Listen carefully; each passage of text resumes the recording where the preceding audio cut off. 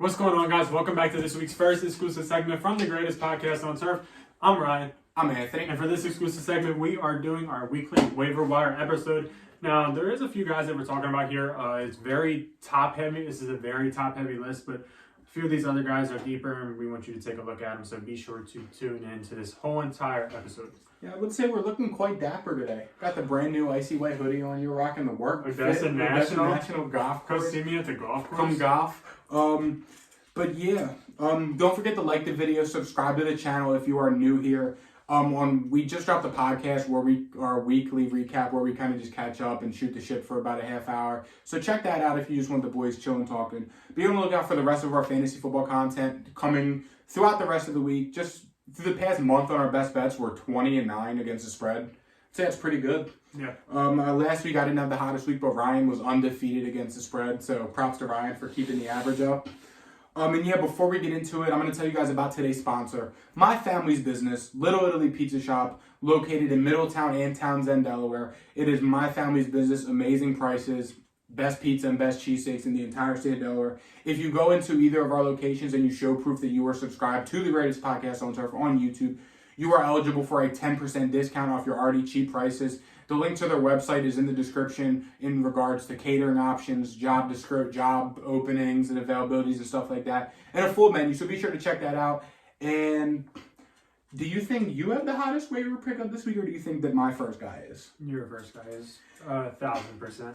Kenneth Walker III, Seattle Seahawks running back. In Yahoo, he's only rostered in 45% of leagues. Rashad Penny is done for the year. What did he fracture his... Yeah, not good for Rashad Penny. So he's done for the year. Kenneth Walker is going to take over. He had 8 rushes for 88 yards and a touchdown, finished with 15 fantasy points. He wasn't involved in the passing game that much, but, I mean, to be fair, Rashad Penny, he didn't really get Kenneth Walker didn't get a full game. They're going up against the Cardinals team this upcoming week.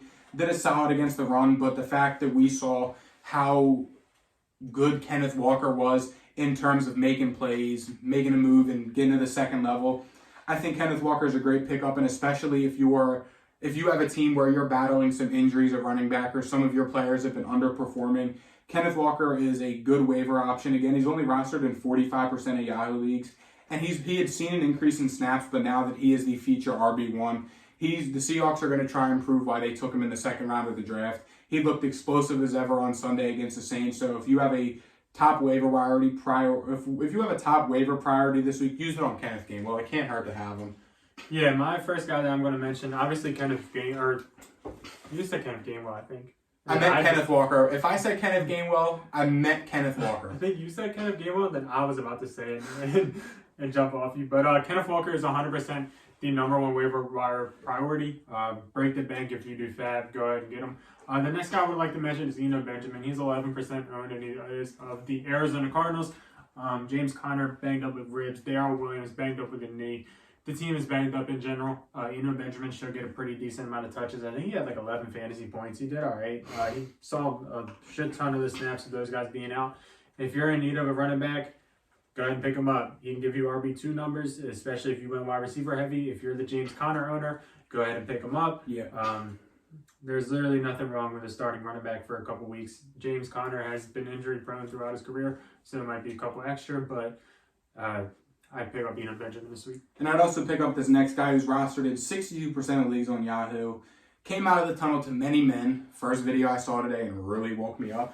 Brian Robinson Jr. Yes, I know he didn't do all that great in terms of this week. He did have 9 carries though, and Washington was playing from behind, so they were throwing the ball. And I mean, that just shows because Diami Brown had 2 touchdowns. Yeah. And I mean, they had J.D. McKissick in the game a lot because they were throwing the ball. It was Brian Robinson's first game back coming off of the unfortunate events that happened to him. But he's back, and I think that his production is only going to continue to go up, especially this week against Chicago that's given up the 9th most fantasy football points to running backs, and that just got demolished by Dalvin Cook last week. So I think that this is a good week to go out there and grab Brian Robinson. Unfortunately, in all the leagues I'm in, he's not available. But again, if you need some running backs, if you just lost to James Conner, or if A.J. Dillon's been underperforming, or if you just lost Damian Harris, again, go ahead and put in a claim for Brian Robinson, especially in your home leagues. I feel like Kenneth Walker and Eno Benjamin are going to be guys that are kind of flying above the radar this week, especially in your home leagues. Brian Robinson, if he's out there, go put in for him. I mean, Antonio Gibson was non-existent. Yeah, he didn't do nothing. No, I mean, Brian Robinson's production is only going to go up, especially with the fact that, again, he is coming back from being shot. And again, he saw 9 carries in a game where they were playing from behind the whole time, so that's still good. Brian Robinson's going to continue to produce, and he's going to get better as the season goes on. And they have a pretty solid schedule in terms of defenses against the run. I mean, Chicago this week, Thursday. Then their next game's Green Bay, Indianapolis, Minnesota, Philly, Houston. Yeah. That's a nice little stretch for Brian Robinson. So if he's available in your league, go pick him up, and I promise you'll be thinking, because Brian Robinson was almost one of our guys for my guys this year. He was almost one of them. He just wasn't. Yeah. He's not that echelon type of guy. Yeah.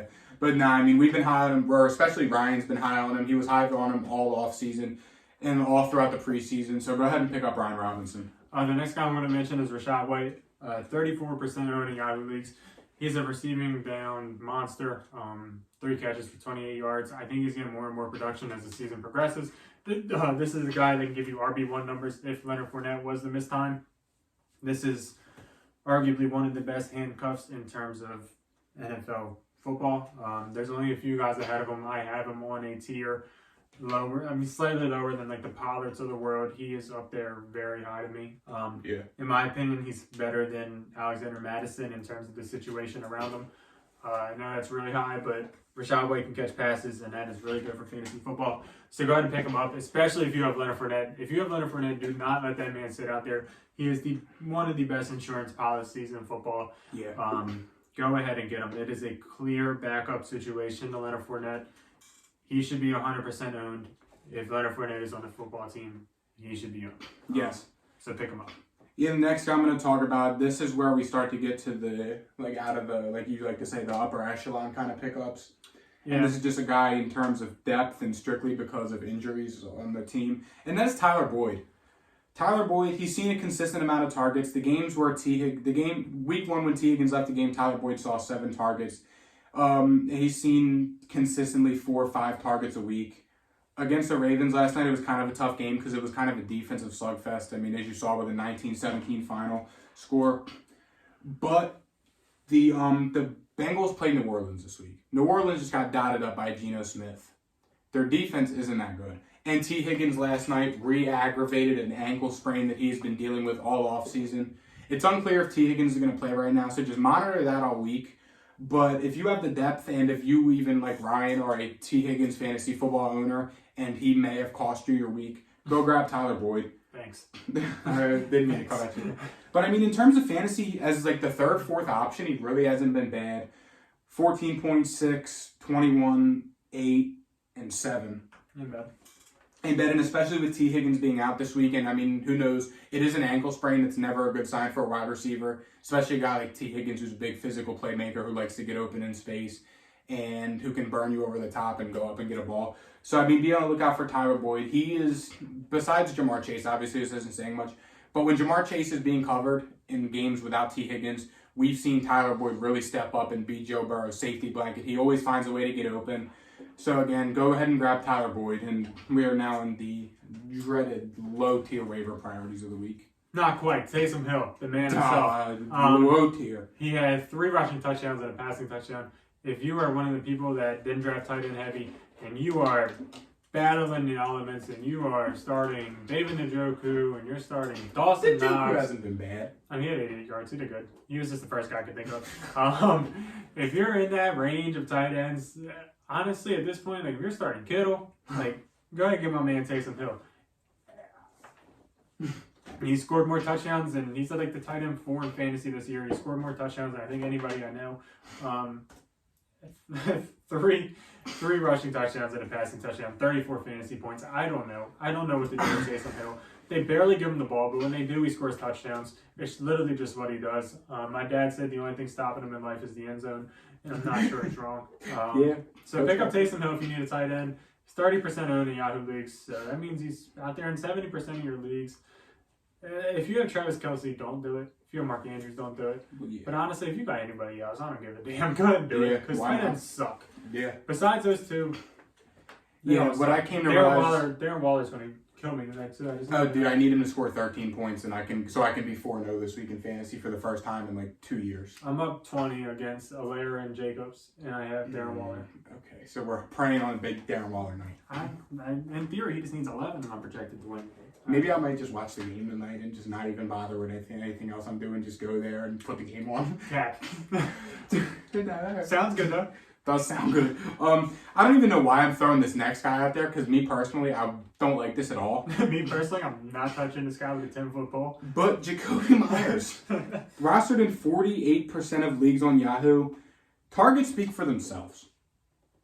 In the games he's played in 3 games this year, in the games he's played in, he's raked in 6, 13, and 8 targets. This game against the Detroit Lions, he had 111 yards and a touchdown. The Patriots are playing the Cleveland Browns, who have been very mediocre on defense this week. If you are struggling at depth at receiver and you miss out on a potential Tyler Boyd, and you did just lose T. Higgins, we don't know the deal with Rashad Bateman yet. Who are some other receivers that are banged up? Devin Duvernay is a pickup though, because they feed that man the ball. Especially with Rashad Bateman out, Lamar Jackson was looking his way. Yeah. When I lost Rashad Bateman, I picked up Devin Duvernay and started him, and he won me the week. And for the first week of the season, I'm now 1-4 in the greatest podcast on entire fantasy. Not a boy. So yeah, go ahead and grab a Devin Duvernay or a Jacoby Myers. He's seeing the targets, he's seeing the points, he's seeing the end zone.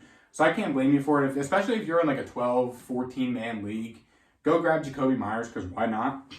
But yeah, I'd rather have Devin Duvernay than him personally, but I mean, it can't hurt. Is that your last guy? Well, I have one more guy, and I'm going to segue into where you're about to go in terms of the game tonight. Okay. All right. Well, I got one more guy for that. It's Damian Williams. He's 4% owned. Is this should you pick him up on waivers or spend a lot of money to get him? That's absolutely not. He's 4% owned. Cordell Patterson's on IR. I don't know is Tyler Algier that good? Is he anything? They couldn't get going against the Bucks in terms of the run game, but they literally had a 50-50 split. Tyler Allgier's the RB1 in the backup running back committee right now. I could see Damian Williams potentially being the number 1 back in that offense. So think about picking up Damian Williams this week as like an after waivers type of thing. The next guy I want to touch on is Scott Moore. He's 12% owned. He's seeing more and more action in the game. If he plays a lot of football tonight or last night, go ahead and pick him up. You probably won't have to do it on waivers unless he has a rookie breakout game. But go ahead and pick him up. The more and more touches he gets, the better it is. Their bye week's coming up, which is good for him also. Usually after the bye week happens is when rookies emerge. So pick up Scott Moore if he plays a lot. Yeah, and I'm another guy real quick I'm going to touch on in regards of tonight's game, but it'll be last night's game. Isaiah Pacheco. We talked about him last week. He's still only 36% owned in Yahoo. Like Ryan said, their bye week's coming up. It could be good for Isaiah Pacheco. He had 11 carries last week. Well, I guess it'll be 2 weeks ago now, for 63 yards. If you have the ability to stash a running back on your team, stash Isaiah Pacheco, because why not? You never know. I mean, Clyde Edwards-Hilaire's got to come down from his high horse eventually, and you were going to be right about Isaiah Pacheco. So go ahead and grab Isaiah Pacheco if you have the room to hold a running back. And that's probably going to wrap this one up. Yeah. Don't forget to like, subscribe, check out all the other content. Be sure to follow us on Instagram and TikTok so you don't miss anything, and we'll see you guys tomorrow with our fantasy football week 6 start 'em sit 'em. See you. Peace.